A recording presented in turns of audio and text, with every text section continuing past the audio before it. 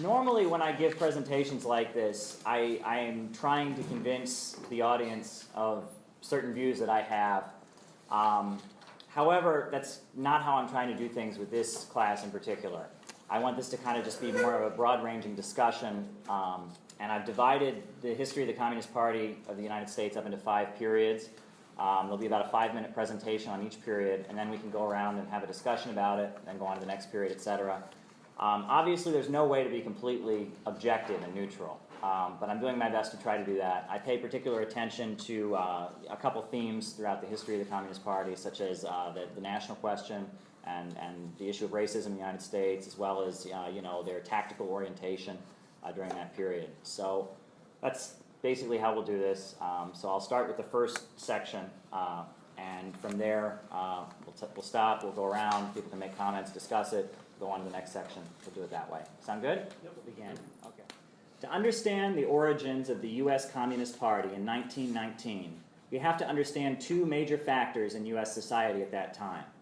The first was that from the 1870s to the 1920s, there was mass migration to the United States from non-imperialist European countries. As imperialist countries like Germany, France, Britain, and Austria were colonizing and battling each other for control of Eastern Europe, its labor, and its resources, Eastern European workers grew poorer, and workers from Yugoslavia, Albania, Lithuania, Estonia, Hungary, Romania, and many other countries poured into the United States. As the British escalated their exploitation of Ireland with massive man-made famines and land seizures, Irish workers fled to the United States. As Italy transitioned into industrial capitalism, throwing peasants off their land, Italian workers fled to the United States. In Russia and Eastern Europe, as the economic situation got worse, there was a mass rise of anti-Jewish bigotry. In Russia, the Tsarist government directed pogroms or mass anti-Jewish lynch mobs. As a result, many Jews fled to the United States during that time as well. The migrant communities in the United States largely resided in urban areas working in industry, meat packing, stockyards, garment factories, and steel mills, and were paid about the same rate as what fast food workers are paid today. The second factor that you have to understand in understanding the founding of the Communist Party is that there was a broad anti-capitalist and socialist movement that already existed in the United States at that time.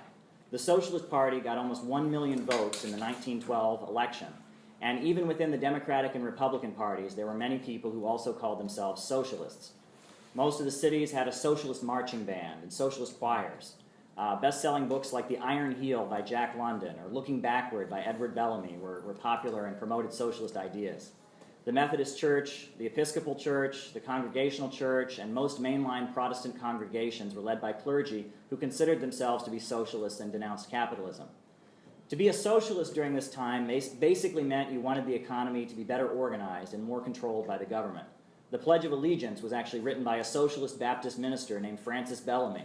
He hoped that the Pledge of Allegiance would create national unity and that people across the United States would say it together, putting aside class antagonisms, racism, etc.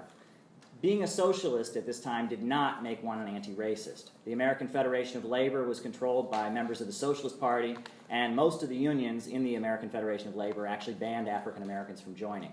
Eugene Debs, the most famous socialist leader, rejected out-and-out racism, but he also opposed organizing for civil rights, saying, quote, "We have nothing to offer the Negro people." The most radical wing of the socialist movement at this time was referred to as anarchists. The term anarchist vaguely meant that one wanted a revolution to overthrow capitalism, not just gradual reforms. The Industrial Workers of the World was a radical labor union that battled the police and preached the need for revolution against capitalism. They were called the Industrial Workers of the World because most unions did not believe that factory workers, who were considered unskilled, should be unionized. The AME Church, the largest black church in the United States, supported the Socialist Party. W.E.B. Du Bois and the leaders of the early NAACP also aligned with the Socialist Party. While many African American leaders were interested in socialism and discussed anti-capitalist ideas, the broader socialist movement was generally unwelcoming and unfriendly to them. Almost all unions except for the anarchist IWW barred African Americans from joining, which prevented African Americans from getting better paying jobs. As a result of racism, African Americans were often hired as replacement workers when there were strikes. So in the context of mass migration in the urban centers, extreme poverty and low wages in industry, and a widespread but non-unified anti-capitalist movement in the United States, in 1917, Russia had a revolution. In February of 1917, the Russian workers rose up and overthrew the Tsar. Two leaders of the Russian revolutionary movement were actually living in New York City at that time. In Brooklyn, the Socialist Party convened a huge meeting called Which Way Forward for Russia. The two speakers were Nikolai Bukharin, who represented the Bolsheviks, and Leon Trotsky, who represented the Mensheviks.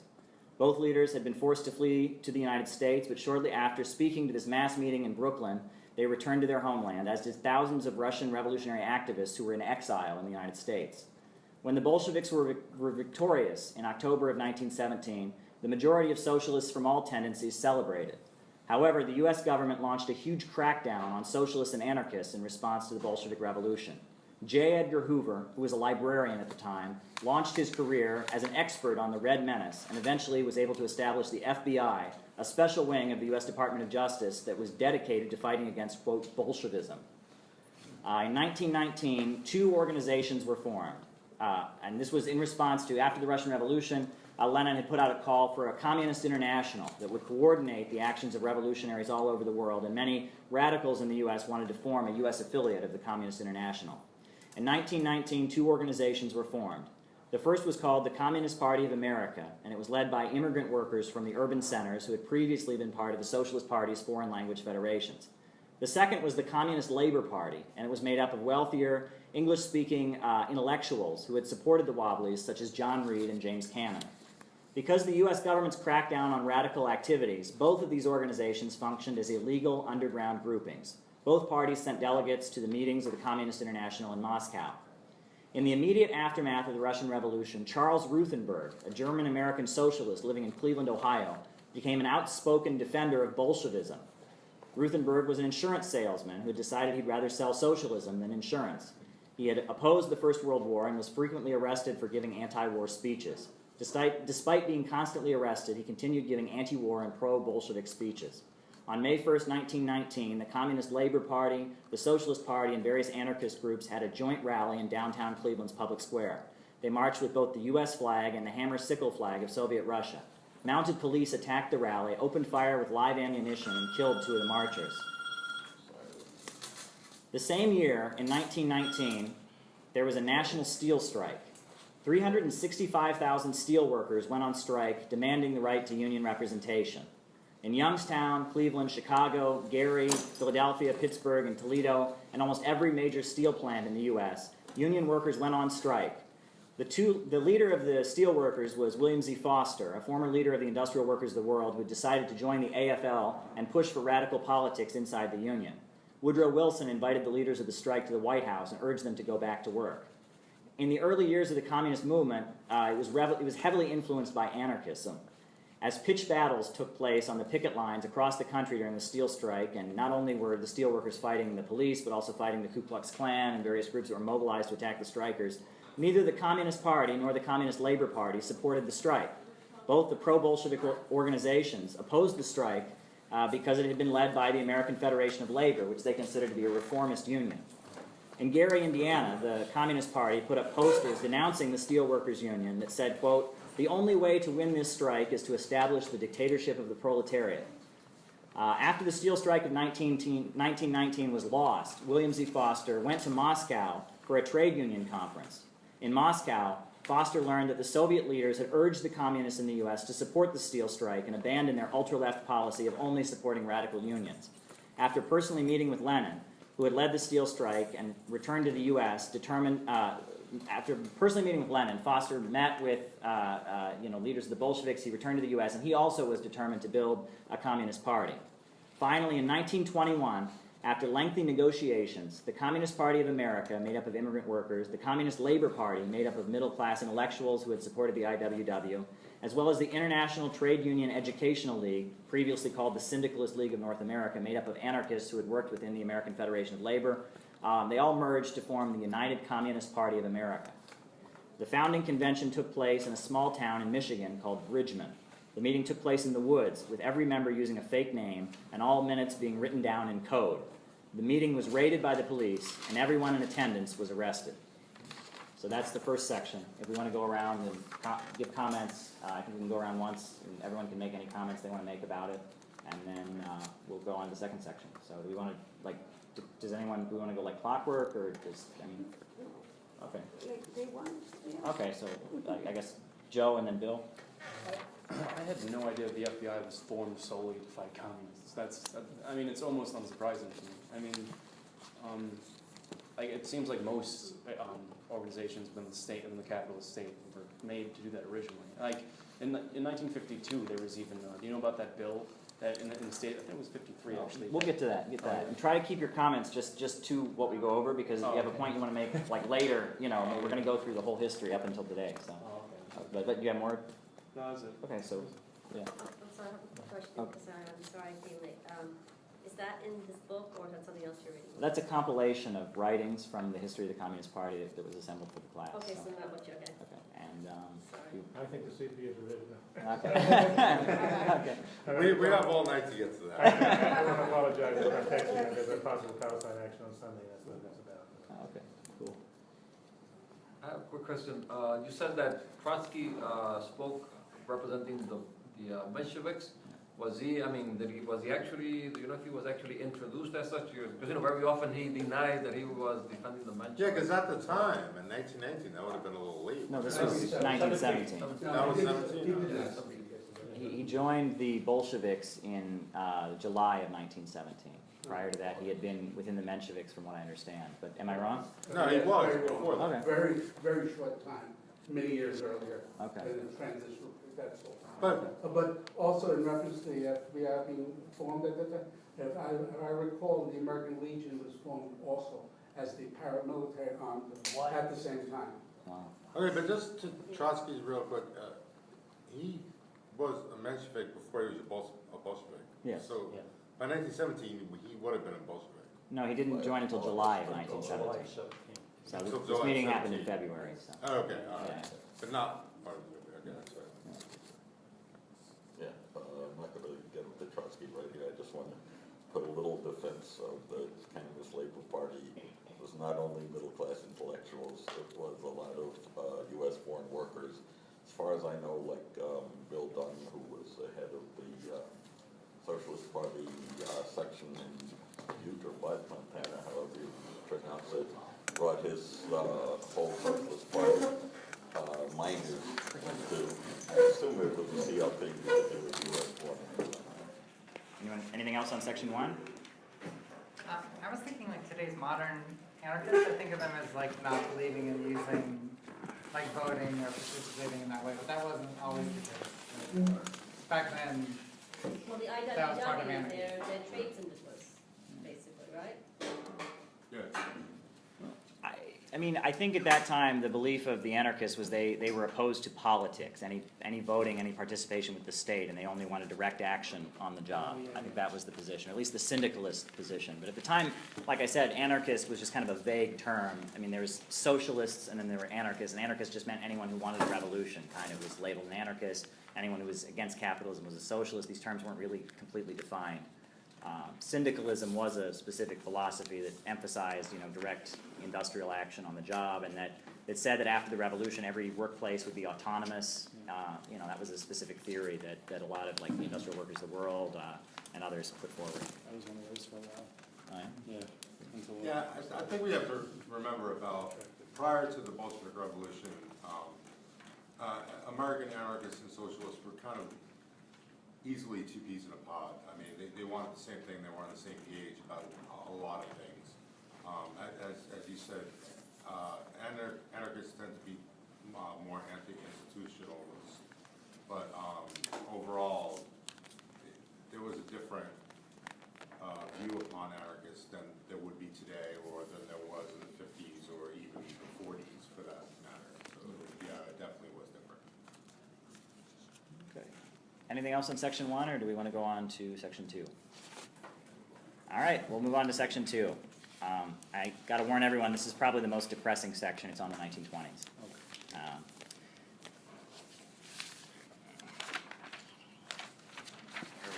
All right. During the 1920s, the Communist Party was very confused and unsure of exactly how to proceed. It's remembered as one of the most difficult periods in the history of the Communist Party.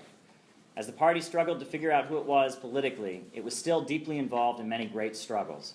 A huge international movement opposed the execution of the anarchists Sacco and Vanzetti, and rallies took place in every major European country and in the Soviet Union calling for their freedom. These were two anarchist leaders who were falsely accused of murder and were eventually executed. In New York City, the garment workers all across the city went on strike in 1926. The Communist Party coordinated with anarchists to push for more militant policy, pushing back the right-wing labor leadership led by David Dubinsky. In 1924, the Red Scare subsided, and it became basically legal to be a member of the Communist Party. However, many party leaders wanted the organization to remain a secret underground organization. Even though the Communist Party became legal after the Red Scare died down, its members were frequently harassed by law enforcement. In New York City, Communist Party members were frequently arrested for blasphemy, because under New York City law, it was illegal to deny the existence of God in a public place. Many states also had criminal syndicalism laws that made it illegal to call for the overthrow of capitalism or for militant action during strikes, and communist leaders were frequently being arrested for these kind of things. In Moscow, Lenin and the Soviet leaders directed the Communist Party to function as a legal organization, to join existing labor unions, and to run candidates in elections. The idea was that there should never be an unnecessary barrier between the Communist Party and the working class, and that every opportunity should be utilized to spread communist politics. The most important direction that the Communist Party received from the Soviet Union was about the national question. The Communist Party was directed to support the struggles of African Americans and to see African Americans not just as workers facing discrimination, but as members of an oppressed nation within the U.S. borders. At the time, Marcus Garvey was leading a large black nationalist movement under the slogan, "Back to Africa." The Communist Party was directed to support it, but many of its members did so very reluctantly. All across the United States, a secret society called the African Blood Brotherhood had been formed. The organization taught African Americans how to use guns and protect themselves from lynchings in the Ku Klux Klan. In the early 1920s, the African Blood Brotherhood joined the Communist Party. The organization was led by Harry Haywood, who became an important leader of the party over the next several decades. During the 1920s, many African Americans were attracted to the Communist Party, not because of what it was doing in the United States, but because of what was happening in the Soviet Union. Soviet leaders loudly condemned racism in the United States and also made a point of supporting anti-colonial uprisings in Africa, Asia, and Latin America. The Soviet Union's policy was to support anyone who fought against imperialism. The Soviet Union gave material support to the Kuomintang Nationalist Party in China, the Emir of Afghanistan who fought the British, and all kinds of anti-imperialist fighters, the majority of whom were not communists. Gradually, over the course of the 1920s, the Communist Party transitioned from the semi-anarchist politics that defined its earliest years and adjusted to policies that were more in line with the Bolsheviks in Russia. William Z. Foster's Trade Union Educational League enlisted militant labor leaders like Elizabeth Gurley Flynn to fight for radical politics inside of conservative unions. The Communist Party put a great deal of its money and resources into a campaign called Save the Union, and they sent their members all through the mining towns of West Virginia, Pennsylvania, and Kentucky, urging mine workers to vote for more radical leaders of their union and to reject John L. Lewis, who was considered a reformist and a sellout. The Communist Party joined the farmer labor parties and attempted to create a federated farmer labor party that would be an alternative to the Democrats and Republicans in the national elections. The Communist Party was marked by rampant factionalism throughout the 1920s. Two major factions existed. The first was led by J. Lovestone and John Pepper. J. Lovestone was a popular labor leader, and John Pepper was a Hungarian communist who had moved to the U.S. to help coordinate the Communist Party's work with the Communist International. The second faction was led by William Z. Foster, the leader of the steel strike, and James P. Cannon, a radical lawyer who had coordinated what was called the International Labor Defense, and they went around providing lawyers and support to what they called class war prisoners, or people who were arrested for their politics. The differences between the two factions were not really political. The two groups battled each other for control and for the approval of the Communist International. During this period, the Communist Party became a rather authoritarian organization with strict rules and procedures, frequently expelling people for violating democratic centralism. The party had fierce internal debates about how to move forward.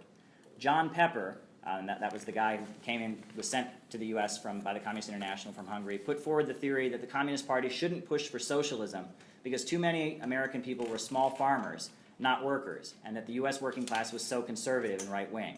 Pepper argued instead that the Communist Party should try to push for what they called the Third American Revolution, which would be led by the Farmer Labor Party and a populist politician named Robert La Follette. When describing this non-socialist Third American Revolution, John Pepper said, "In its ideology, it will have elements of Jeffersonianism, Danish cooperatives, Ku Klux Klanism, and Bolshevism." In 1928, the Communist International convened its 6th International Congress. This was a huge turning point in the history of world communism. Like the US Communist Party, the Soviet Communist Party, and the entire world communist movement had been very confused about how to proceed in the 1920s. The communists had expected that revolutions would sweep Europe, but as the 1920s went on, it became clear that the Soviet Union was alone. At the 1928 World Congress of the Communist International in Moscow, the politics were solidified around the slogan, class against class. The Communist International argued that since the collapse of the USSR, the communist movement and the world had gone through two periods. The first was a period of mass uprisings following World War I and the Bolshevik Revolution, and the second was a period of capitalist stabilization and setbacks. In 1928, the Communist International declared the beginning of what they called the third period, which would be marked by socialist industrialization within the Soviet Union, as well as a big push for revolution among the communists of the world. Rather than trying to unite with social democratic leaders who were actively persecuting and killing communists in Germany and Britain, it was time to build what they called a united front from below. The strategy was to build communist-controlled organizations that would reach out directly to workers around economic demands. The politics of the third period were rejected by two major groups of the Communist Party. The first was led by James Cannon, the leader of the International Labor Defense. While studying in Moscow, Cannon had become convinced that Leon Trotsky's critique of the Soviet Union was correct. Cannon recruited New York City intellectual Max Shachtman and the leader of the Young Communist League, Martin Aburn, to a secret Trotskyist faction.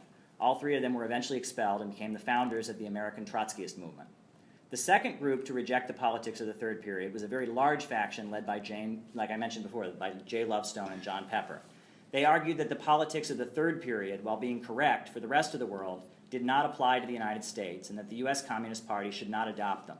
They maintained that the U.S. Communist Party should still attempt to build alliances with social democrats and progressives as well as right-wing labor leaders. The Lovestone-Pepper group in particular felt that the Communist Party was paying too much emphasis and putting too much emphasis on the struggles of African Americans. That was one of their grievances. When the Communist Party adopted the politics of the third period in 1928, the Lovestone-Pepper group also resigned and were expelled en masse. In 1928, the situation of the Communist Party, less than 10 years into its existence, looked rather bleak. Throughout the 1920s, two-thirds of the party had either resigned or been expelled in factional fights and confused debates about how to proceed. Most major labor unions banned any member from the Communist Party from joining, and the Socialist Party and other social democratic groups were in an anti-communist frenzy. The attitude was basically that the reason socialism had a bad name was because of the communists. So if we're going to be socialists, we're going to do everything we can to denounce communists to give socialism credibility. Beyond the left, U.S. politics was in a very right-wing conservative mode. The Ku Klux Klan was at its height. Defenders of U.S. capitalism claimed that the natural boom-bust cycle of the capitalist market no longer existed, and it was a commonly said thing at that time that Karl Marx has been defeated by Henry Ford. They argued that capitalism would lead to permanent economic growth and prosperity. However, within a few years, everything would drastically change. So that ends section 2. So do we want to go around for comments once again? So I guess Bill, and then I can take stack if you want. That's okay. Okay, all right, so Bill and then, okay, so maybe we should just go around, maybe. Do we want to just go around? And everyone can speak once, so we'll start with Bill and we'll circle around, and anyone who wants to speak on that can speak. A couple of things, 3 things actually about the situation of the working class. First one is that to understand what it meant at that time, industrial versus craft. I mean, industrial worker just means workers working in mass cooperation. But at that time, the plants, most workers, the assembly line was new, Henry Ford invented it, were unskilled, or developed in his plants.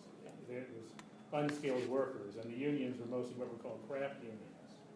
The word labor aristocracy was originally invented to talk about the craft unions. These were more relatively highly paid carpenters, machinists, skilled workers who were taught. These unions sort of looked with contempt on industrial workers and consider themselves were taught to consider themselves above that and didn't want industrial workers in craft unions. So that's where the thing about industrial unionism versus craft unionism. But one of the huge labor struggles of that period was in West Virginia. If people have seen the movie Matewan, Yes. the huge miner struggles, which the CP was very active in, did take place in that period, including huge strikes and armed confrontations with not only the company thugs, but the army. And the song "Which Side Are You On" was written in that period. Another very important thing, though, that the CP, maybe we'll get into later, adopted in that period was that black people in the United States of America do constitute an oppressed nation, and specifically for the right of self-determination in what's called the Black Belt South. Remember, at that time, the states of South Carolina, Louisiana, and Mississippi were a majority black. And the Black Belt region was, which is the farming, the cotton growing, tobacco, the rich soil, black versus the soil, was majority black, and black people were denied the right to vote. This was like, this was like South Africa. It was completely logical demand, but also, of course, just a question, recognizing it's a national question inside the United States is a huge contribution to CP in that period. Finally, just the prosperity of that period was based on that when Marx has been defeated and the boom-bust cycle is done, was based on the U.S. coming out on top in World War I, and the orgy of profits that ensued as a result of that. Oh, I just coming in the middle of the reading, but it's interesting that you bring up the question of African Americans, because I've read the Harold Cruz as a huge critique of Communist Party's strategies and the kind of they address the race question in a way that he doesn't like, but maybe he'll get to that later. Maybe I don't know.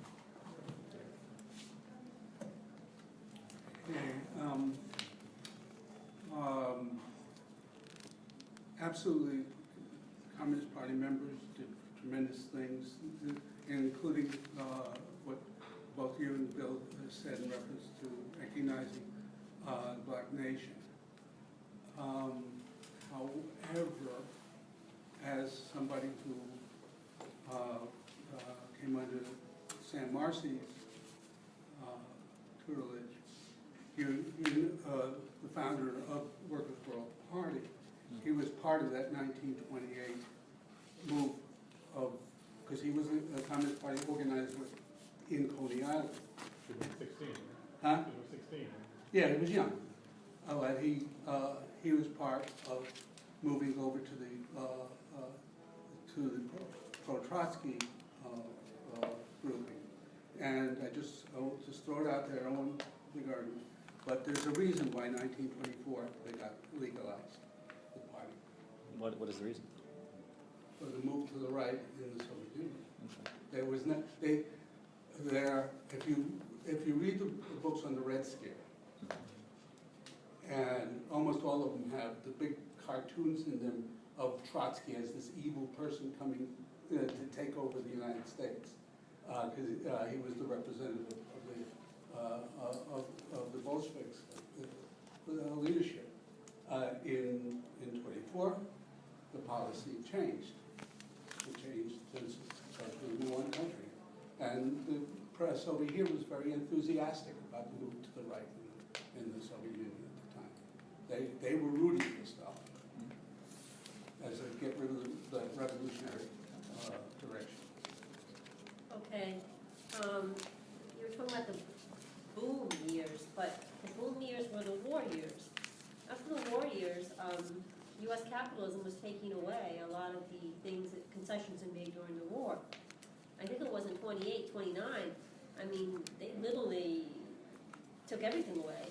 The workers were literally starving. But even like you see films in the 1930s, early 1930, people talk about working 9 hours a day, 6 days a week, and how lucky they are. I remember watching this one film, and the woman's like, "Oh, and it's so great. We got the 9-hour work day, and I get Sunday off."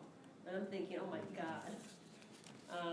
And this is a film, but 20s were the bomb filming years, as I was mentioning. So things were not so great.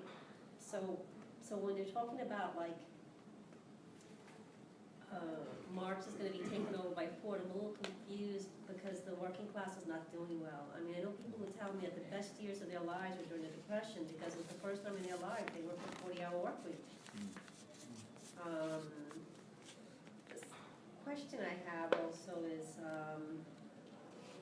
not just the way it was canonically, what else is in there? Is there something else? Wait a minute. Ford and the 40-hour work week. Does anyone know when he instituted that? 38. Huh? 38.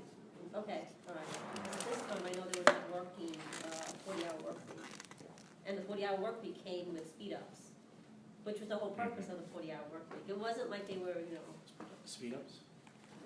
Yes, the idea is that they decided that, when people are working long hours, like 12 hours a day, there's a reason why like bakers, they only work 10 hours a day, for example, in New York City. And that's because people would fall asleep. You can't work every single day or even have a day off and work 12 hours, you just fall asleep. And one of the things that the engineers in the Ford plant discovered was they decided that they could introduce a 40-hour work week, but that would be because they would be able to speed up production. And so the output would be higher. So that's the reason why Ford never lowered the salaries. He paid people the 12-hour, whatever it was, the 12-hour, 8 hours. You got paid 12 hours for the 8-hour day because the production was actually, it turns out the production was even more than they expected. Quick question on pepper, but just in terms of this 9-hour thing, I know a whole bunch of car wash workers and restaurant workers, they work 10 and more hours a day, man. That's So right, it like hasn't stopped, we're going 9 back. hours is actually going back to the good old days, but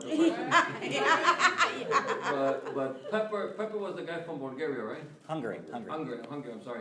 Was he, what position did he have of lead within the CP at that time? Was he a leader of the Central Committee or just a rank and file worker? He was a leader of the Central Committee. Yeah.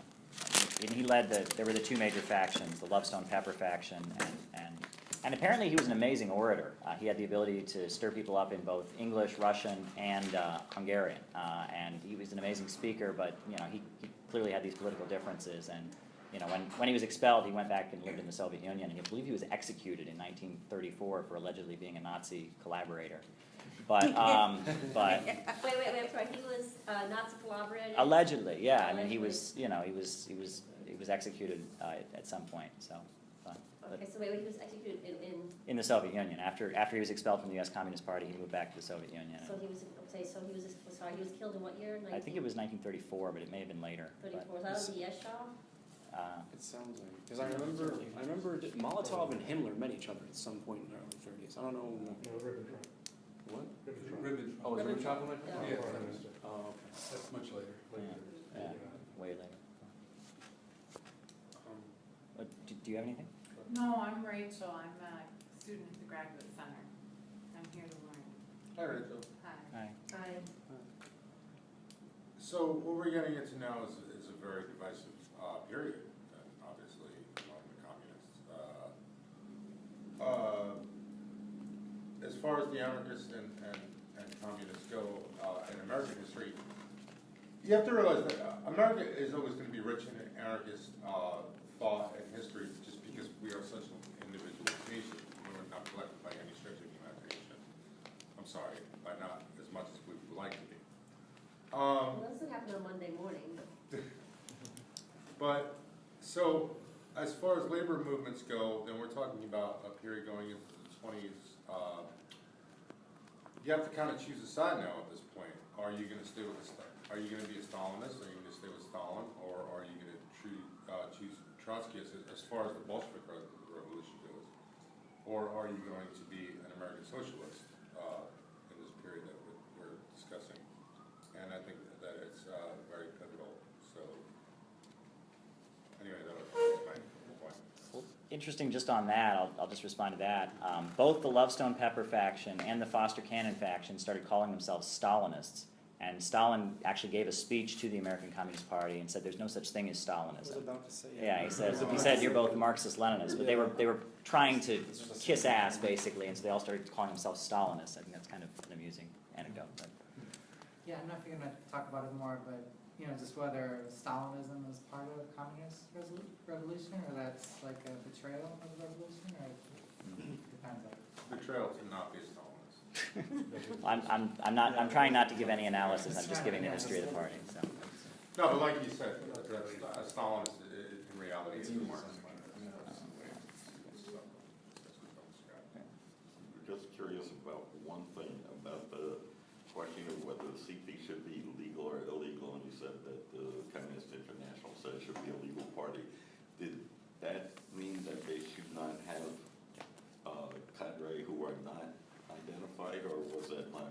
Well, that's a good point. And they did maintain an illegal apparatus, and that was part of the direction too, is to be a legal organization, but have an illegal wing that could go to Moscow without a passport, that could deliver messages, that could do other things. That was always part of, at least up until the 50s, that was part of the Communist Party's function.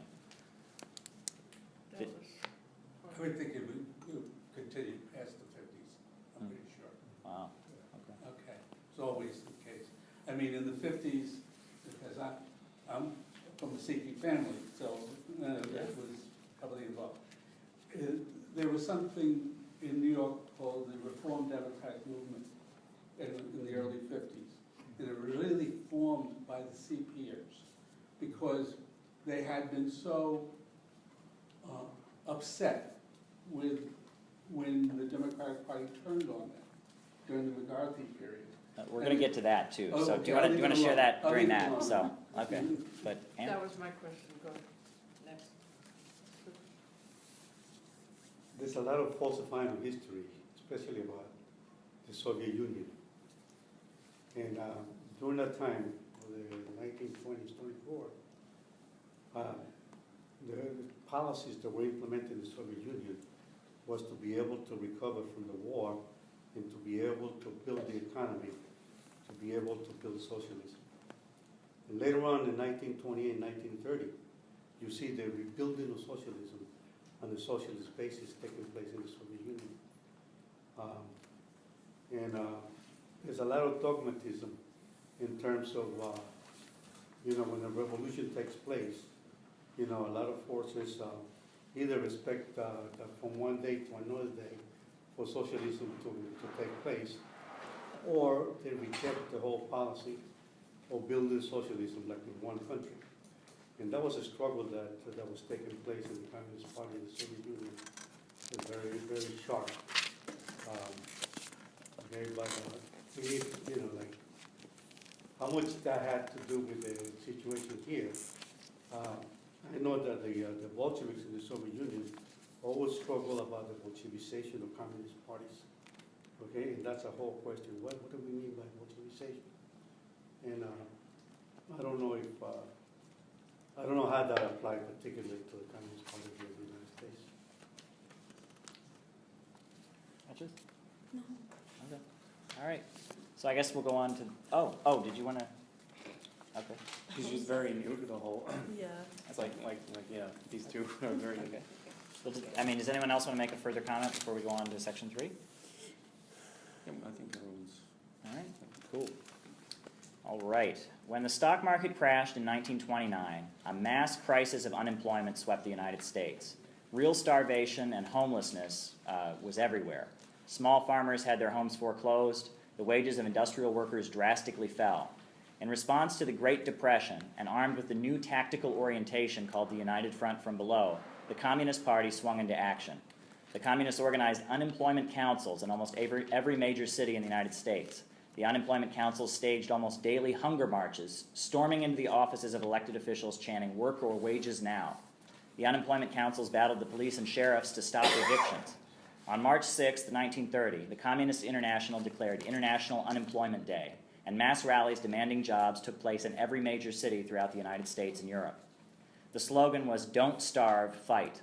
In Alabama, the unemployed staged a massive demonstration led by Angelo Herndon, a 19-year-old African-American youth who had joined the Communist Party after he saw a communist poster that said the death penalty for lynchers.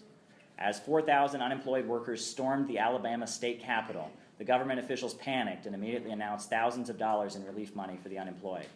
Angela Herndon was then charged and sentenced to death under a law, the slave insurrection law, which made it illegal to call on black workers to rise up against whites.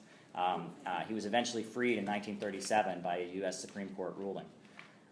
In New York City, 110,000 people assembled in Union Square on March 6, 1930. The police had denied a parade permit, but led by the communists, the crowd proceeded to battle the police, marching from Union Square to City Hall. Police on horseback were knocked over as the Young Communist League released a barrage of marbles. Oh, awesome.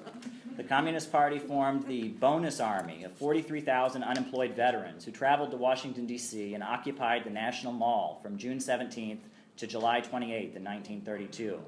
The veterans demanded that they be paid their veterans' benefits, and they were led by James W. Ford, an African-American veteran of the First World War who later ran for vice president on the Communist Party ticket 3 times. On July 28th of that year, the Washington, D.C. police tried to evict the bonus marchers, the veterans, and opened fire and killed 2 of them, William Hushka and Eric Carlson. After 2 people were killed, the bonus army still refused to leave, so President Hoover sent in the U.S. Army, who violently cleared the encampment with tear gas, nausea gas also, and bayonets. In Detroit, a crowd of protesters assembled at the from the Unemployment Council assembled, joined by the Young Communist League, outside of Henry Ford's mansion, demanding that he use some of his money to provide food for the thousands of unemployed auto workers who'd recently been laid off. Henry Ford's private security guards opened fire on the protesters with machine guns and killed 4 of them. Everyone knew that the unemployment councils, the bonus army, and the huge movement demanding unemployment relief was controlled by the Communist Party. The Communist Party refused to allow the Socialist Party and other leftist groups to join them. The line of the Communist International was that social democrats were, quote, social fascists who helped maintain capitalism by pointing workers away from revolution. During this period, the Communist Party stopped trying to work inside of the existing unions led by social democrats. Instead, they formed the Trade Union Unity League and attempted to form communist-controlled unions around the country. In Gastonia, North Carolina, the communists organized the textile workers. Communists demanded equal treatment for black and white workers in the textile mills and had organized a multiracial union. The National Textile Workers Union included recognition of the Soviet Union and the creation of socialism in the United States in its official union program. The houses of the workers, the textile workers, were actually owned by the company.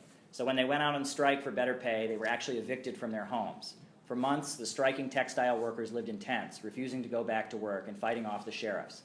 Eventually, the local sheriff was killed in a shootout with the strikers, and communist organizer Fred Beale fled to the Soviet Union to avoid going to prison.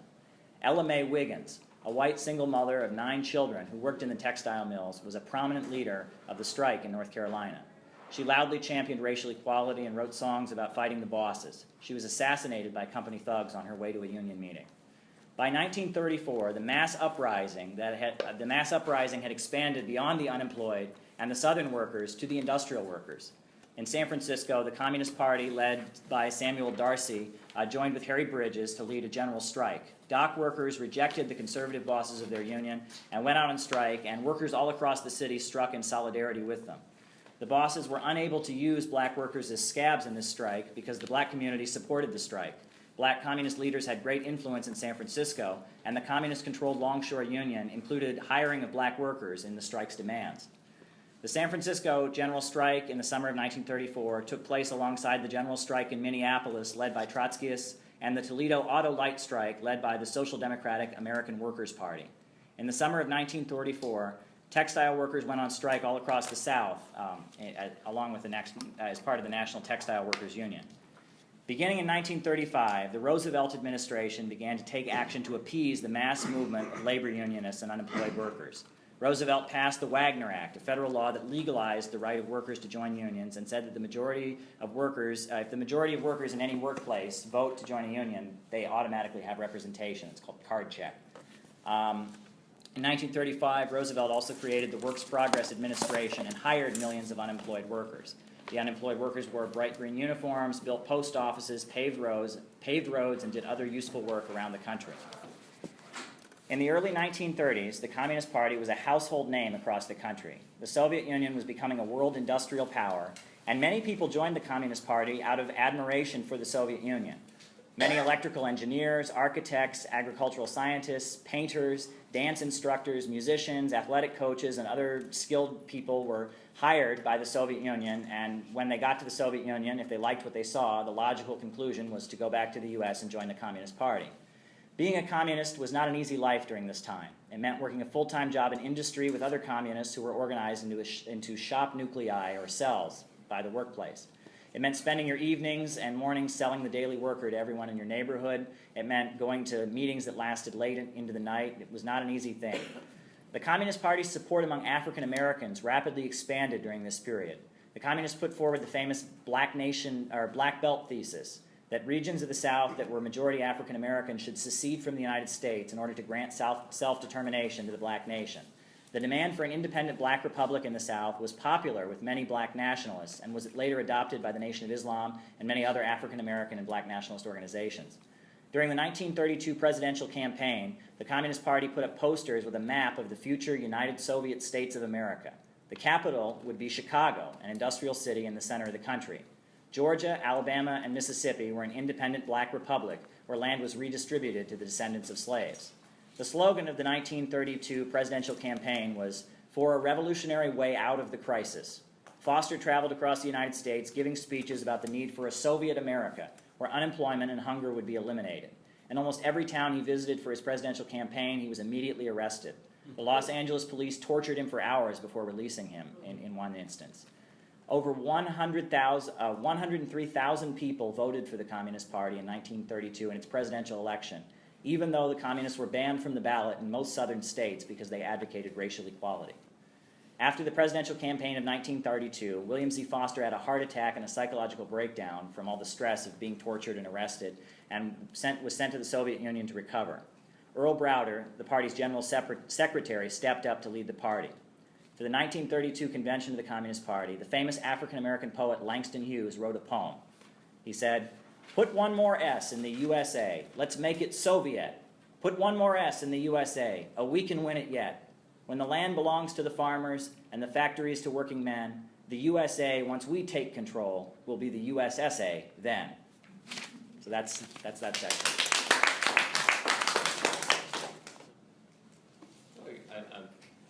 I noticed that there's a quote about the Alabama, how the Communist Party tried to organize farmers in Alabama. Do you remember? Yeah, it's a beautiful book. It's called Hammer and Hoe. It's a great book. Oh, okay.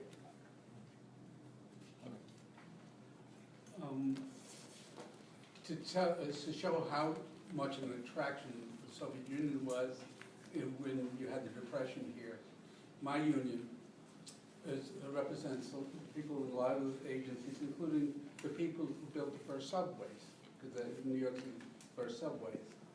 And one day, during the Depression, Mayor LaGuardia laid off 3/4 of our members in one day.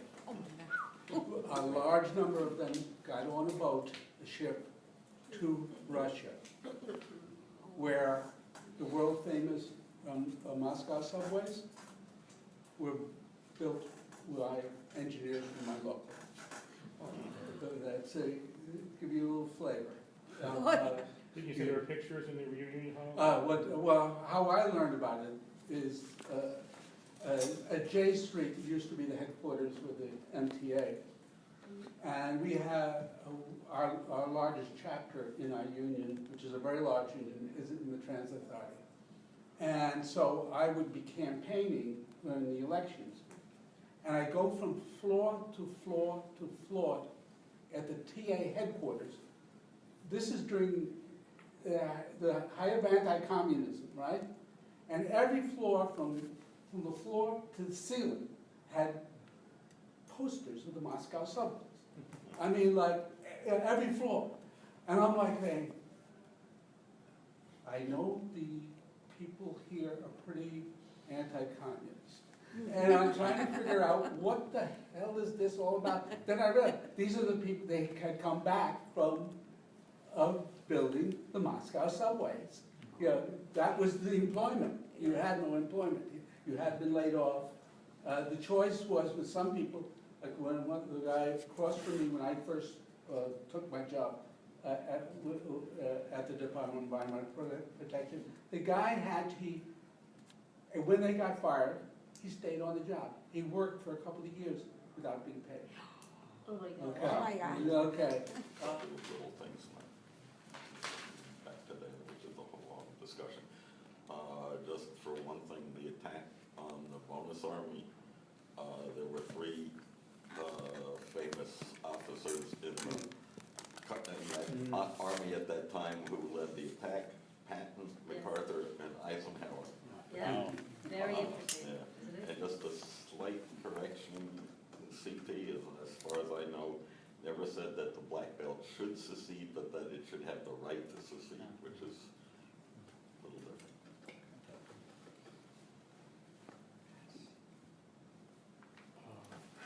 the reference to Marx.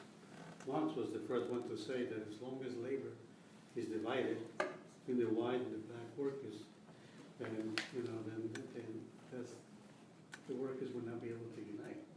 And that's the weapon of the capitalists, to keep the working class divided.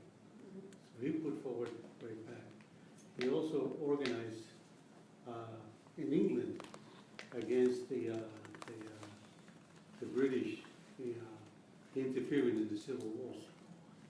Right? So that, he was clear about oppressed nations. I just want to mention in the 30s, the armed sharecropper defense in the South, black and white, that CP organizers was critical, was also a very important thing in people defending the land with guns. And, That's the cover of the booklet. right, okay. See that's actually what that is. That's a post. It's from the New Masses, which was the CP artistic magazine, and it's armed sharecropper defense. And also the breaking of racial barriers to do that. At the same time, they advocated the right of black people to secede. They organized united struggles of black and white sharecroppers against eviction, where when someone's land was auctioned off, all the farmers would show up there. Guns, Yeah. somebody who did 1 cent, and everybody cocked there, right? Shotguns. Wow. Everybody else would be it. Wow.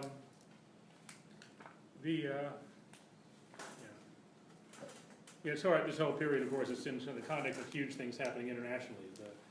The world, a capitalist crisis like the world had never seen before. There have been several in the 19th century, but the shutdown where you had like 50% 40% unemployment in Germany, 30% in the United States. Remember, unemployed then. You had nothing. There was no social security, no unemployment insurance, no benefits, nothing. You were starving on the streets. That's what. And in Germany, the response of the ruling class was to bring in Hitler. In the U.S., it was Roosevelt.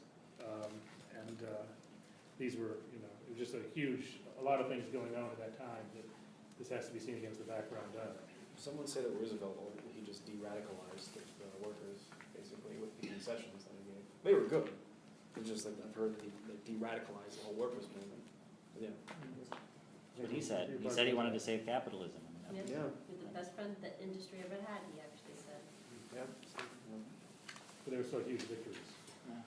But the bankers didn't quite feel the same way necessarily. Oh, yeah. So Smedley Butler and George? So anyone else, or do we want to move on to the next section? Or? I'm just glad you brought up the people who passed on because of the fight, and I'm glad we can remember them here. Absolutely. Oh, yeah. Heroes of the proletariat. All right, so we'll begin the next section. As the communist movement was getting larger in Europe and North America, another movement was also gaining momentum: fascism. In Germany, Adolf Hitler took power in 1933, and the leaders of the Communist Party and the Social Democratic Party were arrested and put into concentration camps. Hitler then flew to the Vatican and begged the Pope to call for a holy crusade against the Soviet Union. The Pope said no, but that was like the first thing he did. Is he got on a plane, asked the Pope for a holy crusade against the Soviet Union. oh yeah, wasn't that Pope Pius XI who died of poison? I don't know my popes. But, Yeah, a little bit. Yes, Yeah, I think it was. fascist groups were also growing in the United States. The Ku Klux Klan was joined by the Black Legion of America, which wore black sheets instead of white ones and allowed Roman Catholics to join. This fascist group murdered the father of Malcolm X in Detroit. The German-American Bund, the Silver Shirts, and other pro-Nazi organizations were formed across the United States. The American Legion, a group of veterans, actually openly admired fascism and said that Mussolini's solutions should be applied in the U.S. In 1933, it was revealed in testimony to the U.S. Congress that a number of very wealthy people had been plotting a military coup to overthrow Roosevelt and establish a military dictatorship. As fascism grew more popular, preaching racism and using violence to attack oppressed workers and activists, many people didn't like it, and they weren't all communists. Many artists, actors, musicians, social democrats, professors, and even some of the wealthiest people were opposed to fascism. In 1935, the Communist International held its 7th World Congress and reoriented its tactics. The United Front from Below strategy, adopted in 1928, was scrapped, and instead the communist parties of the world adopted a tactic called building a, quote, people's front against fascism. People often call it the Popular Front. The strategy articulated by Bulgarian communist Georgy Dimitrov was that capitalism was naturally moving toward fascism and war as a result of the economic crisis. The communists should therefore be at the center of an anti-fascist movement that could repolarize society and move toward some kind of anti-capitalist revolution. With William Z. Foster still recovering from his heart attack and in poor health, Earl Browder led the Communist Party to rapidly adjust its tactics. Instead of calling the Social Democrats social fascists, the Communist Party openly talked about running joint campaigns with the Socialist Party in elections. The Communist Party scrapped the idea of having separate communist-controlled unions, but instead attempted to join existing unions and push them in a more communist direction. With fascism as its clear enemy, the work of the Communist Party against racism intensified. The Communist Party rallied to the defense of the Scottsboro Nine, a group of young men falsely accused of rape. The Communist Party attracted many prominent civil rights activists, including Paul Robeson, the famous actor and musician, Richard Wright, the famous novelist who wrote the African-American novel Native Son, which is considered one of the most important works of American literature, as well as Claudia Jones, the Caribbean-American activist. They were all important leaders of the Communist Party. Rather than orienting toward black nationalists, the Communist Party gradually backed away from the Black Belt thesis, calling for a separate black republic in the South, and began recruiting more moderate leaders of the black freedom struggle. During this period, the Communist Party also became very patriotic. The slogan Earl Browder adopted for his 1936 presidential campaign was, quote, "Communism is 20th century Americanism."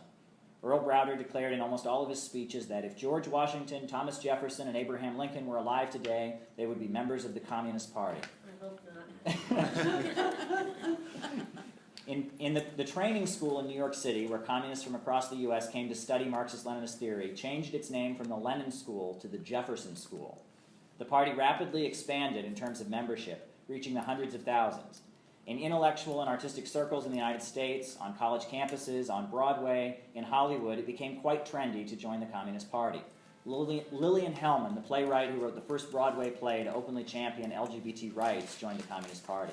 Charlie Chaplin, the famous comedy actor, also joined the Communist Party.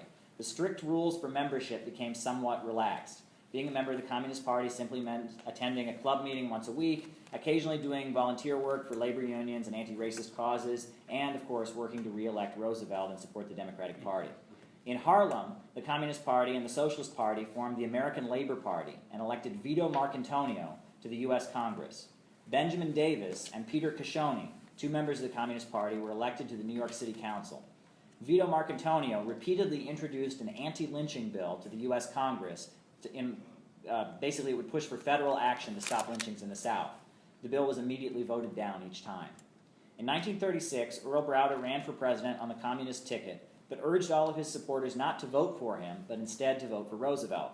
When asked if the Communist Party had endorsed Roosevelt, Browder would reply with, "No, we have our own campaign, but the essence of the Communist Party campaign is to defeat the Republicans." Despite calling for his followers not to vote for him, Earl Browder still received 79,000 votes in 1936. As the Communist Party grew very rapidly, it also became very internally divided. William Z. Foster and the labor union activists were very uncomfortable with Earl Browder's style of leadership. They felt that Browder was downplaying the more radical aspects of Marxism in order to recruit liberals. Earl Browder rejected the Communist International's theory of the Popular Front and instead adopted his own theory called the Democratic Front. He argued that the working class of the United States was too backward to have an independent People's Front party, as was done in many countries, and instead that the Communist Party should support Roosevelt and the Democrats. Foster, Elizabeth Gurley Flynn, Sam Darcy, and other leaders argued that instead of supporting the Democrats, the Communists should build up the Farmer Labor Party, which could be part of the Roosevelt coalition, but separate from the Democrats. Despite fighting with Earl Browder, the labor union-oriented section of the Communist Party achieved amazing things. John L. Lewis, the leader of the Miners' Union, led a group of labor leaders to quit the American Federation of Labor and form the CIO, or the Congress of Industrial Organizations. Unlike the AFL, the CIO had no ban on communists, and thousands of Communist Party members were hired as organizers. In 1937, the United States was swept by the famous sit-down strike wave. Workers all across the United States went on strike, but instead of forming picket lines outside of their factory, they sat down and occupied the factory, holding the machinery hostage. The most famous sit-down strike took place in Flint, Michigan, but it was one of hundreds. Workers in places like California, Ohio, Milwaukee, Idaho, Kansas, and Missouri occupied their factories, and they were mainly led to do so by communists. Because of the efforts of communists, the CIO was officially an anti-racist union. At the famous Flint sit-down strike of 1937, when the workers marched out of their plant victorious, it was the single black worker in the plant who was assigned the task of carrying the American flag. During this period, the steel industry was also unionized. In Youngstown, the Communist Party members organized armed militias to prevent scabs from entering the plant. When Republic Steel attempted to fly replacement workers over the picket line, the workers shot down an airplane with their hunting rifles. Leaders of the Communist Party were also arrested and convicted in Warren, Ohio, when they were caught trying to blow up a bridge and prevent scabs from getting into the steel mill. The Roosevelt administration, seeing a huge amount of opposition to it from fascists, in some instances blatantly embraced the Communist Party. Roosevelt defended the right of workers to use the sit-down strike, saying it was not illegal. First Lady Eleanor Roosevelt famously attended the Congress of American Youth, a huge gathering of radical young people in New York City. It was a scandal in the press because the conference's top organizers were all open members of the Young Communist League. In 1939, when the Soviet Union and Nazi Germany signed the Molotov-Ribbentrop Non-Aggression Pact, this caused a huge amount of friction between the Communist Party and many of its allies. A number of Jewish members of the Communist Party resigned in protest. Earl Browder was sent to prison for a minor passport violation, and the federal government actually attempted to deport his wife, Kitty Browder, who had been born in Russia. Time magazine and other publications began referring to the U.S. Communist Party as the Communazis. The Young Communist League held a national march on Washington, D.C., in which over 100,000 people pledged never to support the U.S. government in any war that it would wage. In 1940, Earl Browder ran for president, this time not telling his supporters to vote for Roosevelt, but instead calling Roosevelt a warmonger.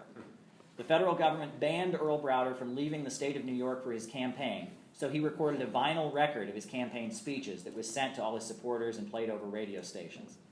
In the 1940 campaign, Earl Browder highlighted the ongoing repression of people in Puerto Rico as one of his major demands and said that the Communist Party was for the independence of Puerto Rico. Earl Browder received 48,000 votes in the 1940 election. However, when the Nazi-Soviet pact was broken and Hitler invaded the Soviet Union, the Communist Party reoriented itself. After the attack on Pearl Harbor took place, the Communist Party required all of its members to do everything for victory. The lengths that the Communist Party went to support the war effort were extreme. The party ordered all of its Japanese members to fully comply with being placed in internment camps. The party pushed for all unions to support a no-strike pledge during the war. When the miners' union went on strike during the war, the Communist Party leaders declared that the miners' union were actually Nazi agents. The Communist Party urged A. Philip Randolph to cancel a civil rights march on Washington because they felt it would hinder the war effort. An emergency convention of the Communist Party was called in 1942, and the party was dissolved. It changed its name to the Communist Political Association. Earl Browder wrote a book called Tehran, Our Path in War and Peace. That's for the Tehran Accords, which were between Roosevelt and Churchill and Stalin in Iran. They met and signed some accords. And he argued in his book, Earl Browder's book, Tehran, he argued that there would be no more need for strikes even after the war was ended. He argued that the Soviet Union and the United States would eventually merge, combining, quote, the best elements of both systems. As the war drew to a close, many communists in the United States and around the world were furious with Earl Browder and the leaders of the Communist Party of the United States. Mao Zedong loudly criticized Earl Browder in China. A French leader of the Communist Party named Jacques Duclos wrote an article criticizing the Communist Party for dissolving and being so enthusiastically supportive of U.S. imperialism. The Soviet Union supported the Duclos letter, this French letter criticizing the U.S. Communist Party, and circulated it all over the world. In 1945, the Communist Political Association had a national convention where William Z. Foster and the Old Guard faction of trade union activists deposed Earl Browder. They condemned Earl Browder as a revisionist. The Communist Party was reestablished and Earl Browder was expelled. The newly reestablished Communist Party denounced the Democratic Party as, quote, an imperialist party. The party reestablished its call for an independent black republic in the South. One of the biggest criticisms of Earl Browder was that he had urged the civil rights movement in the U.S. to stop its activism because they thought it hurt the Democratic Party. Browder had also argued that U.S. imperialism was somehow progressive in Latin America. Oh, God. When Earl Browder was expelled, Mao Zedong sent a personal telegram to William Z. Foster congratulating him for defeating revisionism. That's actually in there. The telegram from Mao Zedong to William Z. Foster is in the pamphlet. In 1946, the Communist Party supported the strike wave. There was a post-war strike wave because the wages of most workers in industry had not gone up since the war began. There was like a wage freeze during the war. So there was a strike wave, and in that strike wave, including the Oakland general strike, there were huge victories that were won. As the Second World War ended and the Cold War between the United States and the Soviet Union began, the newly refounded Communist Party declared, quote, U.S. imperialism is the greatest threat to the human race. And that's the end of that section. What year is that, sir? 1946. So, should we go around? I just wanted to say, Mark Antonio's work with Abuzu and the Puerto Rican question has been huge too. I think that he was, as far as representing the Puerto Rican nationalists, I think that Mark Antonio was very pivotal when it came to that and anti-imperialism in general. I had no idea that the way the CP acts today was where Earl Browder was the one who was kicked out, right? The revisionist. Yeah. I had no idea they were like that at one point. Then they got rid of that. Then they just went full circle. I had no idea that even happened. International events had a big impact on what the Communist Party did. I think there's no question about that. Yeah. But When you mentioned Benjamin Davis, isn't it so that he was Lincoln's attorney? yes, And that's how Benjamin Davis transitioned into communism, by representing Angela. yeah, it's a beautiful book, Communist Councilman from Harlem, that tells his life story. Yeah, I would, from your description, it's clear that, and from my own knowledge of how my family reacted, my family was part of the Foster group against Browder, because my family's was just, Browder was a dirty name in my family. However, that does not mean that it was such a clear change, because the CP at that point was still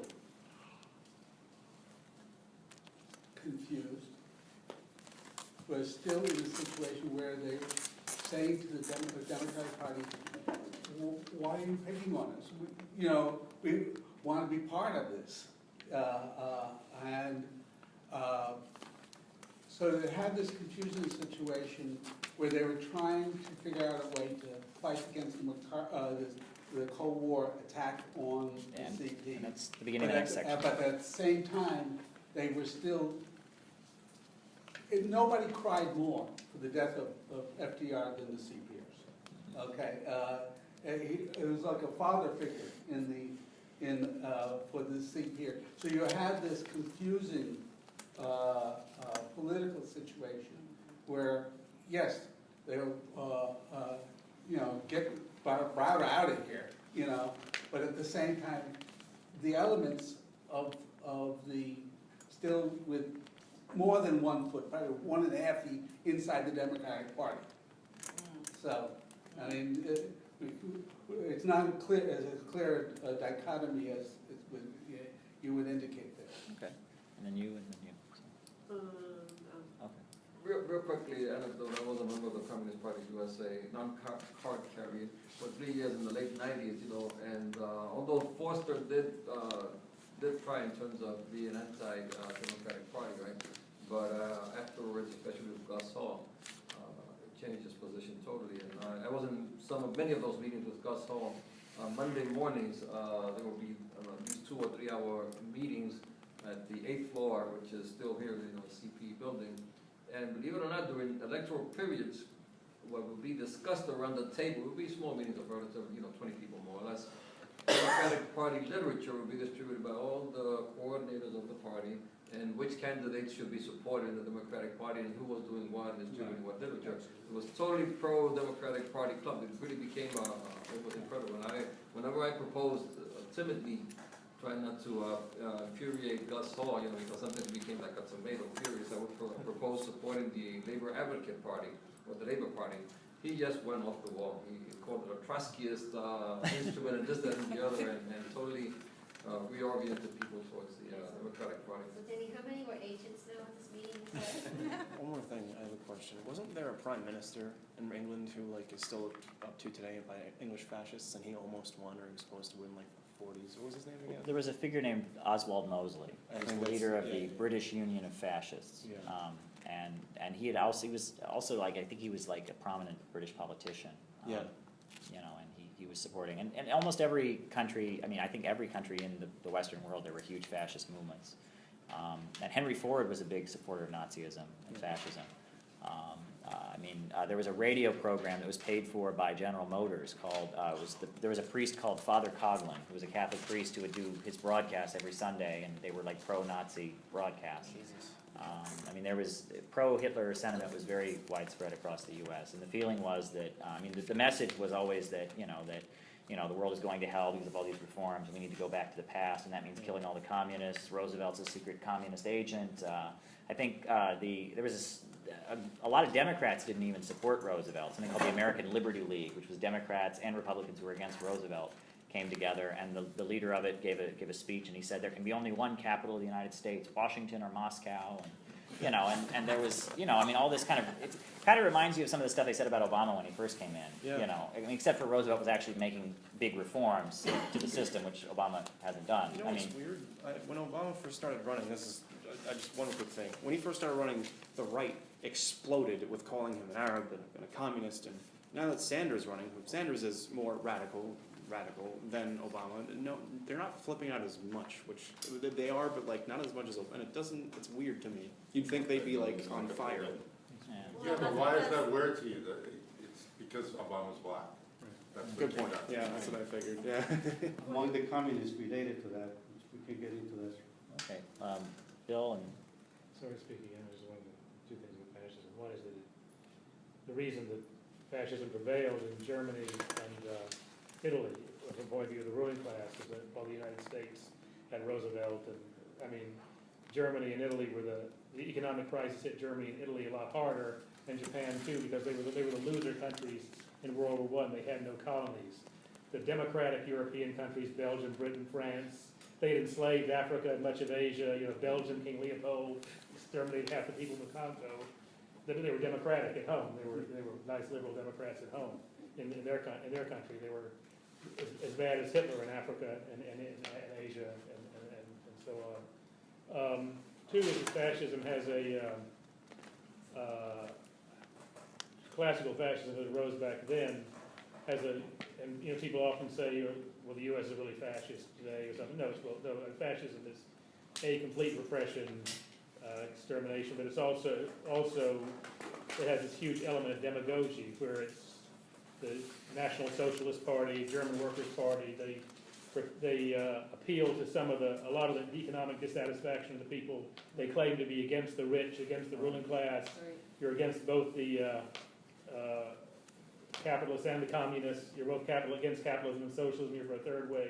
Then you come to power. The capitalists are paying you, and you kill the socialists when you come to power. So, all right. Final section here. The United States and the Soviet Union had been aligned during the Second World War, but even as the war was still ending, this alliance began to crumble. Many interpret the dropping of the atomic bombs at Hiroshima and Nagasaki, which was totally unnecessary from a military standpoint, as U.S. imperialism sending a message to the Soviet Union that the Manhattan Project had been completed and that the atomic bomb was fully functional. The U.S. had a booming economy in the post-war period and for workers in industry. Furthermore, the U.S. Communist Party was isolated from many of its allies in the labor movement who had been disgusted with their policies during the war. The post-war climate was perfect for a massive clampdown on the Communist Party. In 1948, the entire national board of the Communist Party was arrested and charged under the Smith Act. This made it illegal to teach the necessity or advocate the violent overthrow of the U.S. government. At the famous Foley Square trial in New York City, the national board of the party was convicted and sentenced to terms in federal prison. Across the United States, Communist Party members were arrested. Over 200 members of the Communist Party were sent to prison for no other crime than being members of the Communist Party. In Peekskill, New York, Communist Party members gathered for a concert featuring Paul Robeson and Pete Seeger. A crowd of Ku Klux Klansmen and veterans of foreign wars assembled outside the concert intending to lynch Paul Robeson. Communist marshals circled the concert and prevented the mobs from entering. However, as hundreds of attendees left the concert, the police forced them to drive through the mob, which battered their cars with bricks and rocks. The Social Security Administration announced that Communist Party members were not eligible to receive Social Security benefits. In 1951, the U.S. Congress passed the McCarran Internal Security Act. This law allowed the U.S. Department of Justice to assemble a list of up to 2 million subversives who would be rounded up and placed in concentration camps in a time of national emergency. It's funny, you hear the right wing talk about the FEMA camps. Well, that comes from an anti-communist law. Yeah. So, the most repressive labor law, the Taft-Hartley law, was passed in this atmosphere of anti-communism. The law outlawed the kind of militant strikes that took place in the 30s. The law forbids workers from striking in solidarity with other workers. The law allows the president to issue a cooling-off period and order strikers back to work. The law makes it more difficult for workplaces to be unionized, outlawing the card check process. And the law also banned any member of the Communist Party from being elected to a labor union office. The Communist Party was forced to function as an illegal underground organization during this time. Despite being clandestine and violently suppressed, the Communist Party did achieve some amazing things during this period. In 1948, the Communist Party members approached former Vice President Henry Wallace and asked him to run for president. He was the editor of the New Republic, which was like a liberal magazine. And he left the Democratic Party and formed the Progressive Party. Wallace ran for president on a platform of ending the Cold War, reestablishing friendly ties with the Soviet Union, ending Jim Crow segregation in the South, and overturning the anti-labor laws. The Henry Wallace campaign was completely staffed and directed by Communist Party members, but it represented far more than them. The Wallace campaign became a center of anti-capitalist, anti-war, and anti-racist activism in the United States. Millions of people who had supported Roosevelt and were disillusioned with the right-wing turns in the Democratic Party under Harry Truman supported Henry Wallace. Communist Party member Harry Hay, who was the first prominent LGBT activist in the United States, formed an organization called Bachelors for Wallace that organized gay men to vote for Henry Wallace. African-American voters in the northern industrial centers rallied behind Wallace, seeing him as an alternative to the Democrats, who were the Dixiecrats, in the South. In response, Harry Truman integrated the U.S. Armed Forces and began to give modest anti-racist statements in his speeches. The southern wing of the Democrats, led by Strom Thurmond, then formed the National States Rights Party and ran against Truman in the elections. The famous photo of Harry Truman holding a newspaper that says "Dewey defeats Truman" shows how unlikely it was for Truman to win the election. Because of the intervention of progressive activists in the huge efforts by the illegal underground Communist Party, the Democratic vote had been split 3 ways. Well over 1 million people voted for Henry Wallace, even though Wallace was banned from the ballot in southern states, again because he advocated racial equality. Wallace received almost 3% of the national vote with his pro-Soviet, anti-racist, and pro-labor platform. In the context of extreme political repression, many of the intellectuals and artists who had joined the Communist Party during the Popular Front period resigned. Those who remained were mainly Foster's faction of trade union activists. During the Korean War, there was only one anti-war demonstration, held by members of the illegal underground Young Communist League. The demonstration was immediately attacked and broken up by the police, with over 4,000 people being injured. In 1949, the Communist Party convened the famous Peace Conference at the Waldorf Astoria Hotel. At the conference, famous writers, scientists, artists, and academics defended the Soviet Union's foreign policy and denounced U.S. President Harry Truman as a warmonger. W.E.B. Du Bois, Leonard Bernstein, Aaron Copland, Will Geer, Albert Einstein, Paul Robeson, Lillian Hellman, Frank Oppenheimer, Howard Fass, Dalton Trumbo, and many other very famous people attended this pro-Soviet conference despite being threatened by the FBI. The Communist Party continued to work for civil rights, forming the National Negro Labor Congress, boycotting Sears and other stores that practiced discrimination in hiring. In 1953, Julius and Ethel Rosenberg, who had been members of the Communist Party during the 1940s but had resigned during the Second World War, were executed for conspiracy to commit espionage. A huge mass movement against their execution took place. Every day in the lead up to the execution, there were mass protests outside the White House. The International Longshore Union held a one-day strike in support of the Rosenbergs. After the Rosenbergs were executed and Joseph Stalin died, the witch hunts, as they were called, it's kind of a sexist term, but that's what they were called at the time, slowed down a little bit. Senator Joe McCarthy was discredited and repression began to ease up a little bit. The party gradually began to move back to functioning as a legal organization. In 1959, the Supreme Court ruled in its famous Yates versus the United States ruling that it was legal for the Communist Party to exist as long as they did not actively plot to violently overthrow the government. The ruling pointed out that most of the convictions of Communist Party members were not based on anything they actually did, but rather on things that Marx and Lenin said long before they were born. In 1954, Emmett Till was lynched by racists for allegedly whistling at a white woman. The Soviet Union made a public relations decision and began publicizing this lynching with photographs of Till's mutilated body, exposing the horrors of what they called U.S. imperialism. Within the United States, there was a wave of protest against Jim Crow segregation. The Communist Party was deeply involved in these protests, but often found itself being forced out. Many civil rights organizers were afraid of being accused of being communists, so they did everything they could to avoid associating with the Communist Party. For example, Martin Luther King Jr. was selected to be the public spokesperson for the Montgomery bus boycott, not only because of his public speaking ability, but because he was young enough. All of the older civil rights leaders in Alabama had been members of the Communist Party at one time. Bayard Rustin, often considered to be one of the principal strategists behind the civil rights movement, was forced to work behind the scenes because he had been a member of the Young Communist League and was also gay. In the year of 1956, that's remembered as a definitive year in the history of the U.S. Communist Party and the world communist movement. That year, the Communist Party of the Soviet Union convened its 20th Congress. Nikita Khrushchev delivered his famous secret speech. It wasn't so secret, it was in the New York Times and everywhere. I don't know why they call it that. The secret was what was really said. Right, accusing Stalin of brutal repression within the Soviet Union, as well as cowardice in face of the Nazis. The speech repeated a number of the allegations that had been made against Stalin in the U.S. press, which the Communist Party had denied. The same year, the Soviet Union sent troops to suppress a revolt in Hungary, which was supported by the CIA and had a number of different political forces involved, including ultra-leftists as well as fascists. In response to the secret speech, the U.S. Communist Party held an emergency meeting in April of 1956. Upon hearing that the secret speech was not a fabrication and had actually been delivered in Moscow, hundreds of Communist Party members immediately resigned. John Gates, who was the editor of the Daily Worker, which was the Communist Party's newspaper, began publishing anti-Soviet articles supporting the Hungarian U.S.-backed CIA uprising. In September of 1956, the Communist Party published a speech by its chairman, Eugene Dennis, and it was called "The Communists Take a New Look." The document announced that at the upcoming convention, the Communist Party would discuss whether or not to become a, quote, mass party of socialism and officially break off relations with the Soviet Union. At the 1957 convention, 3 factions existed. The first faction was led by John Gates, and it took the position that the Communist Party should denounce the Soviet Union, be neutral in the Cold War, drop Marxism-Leninism, and become a, quote, mass party of socialism that would eventually seek to merge with the Socialist Party. The second faction was led by William Z. Foster and argued that Khrushchev's criticisms of Stalin were unjustified and incorrect, and that the party needed to reinforce its Marxist-Leninist principles. The third faction was led by Eugene Dennis and Gus Hall and took the position that the Soviet Union's anti-Stalin campaign was correct.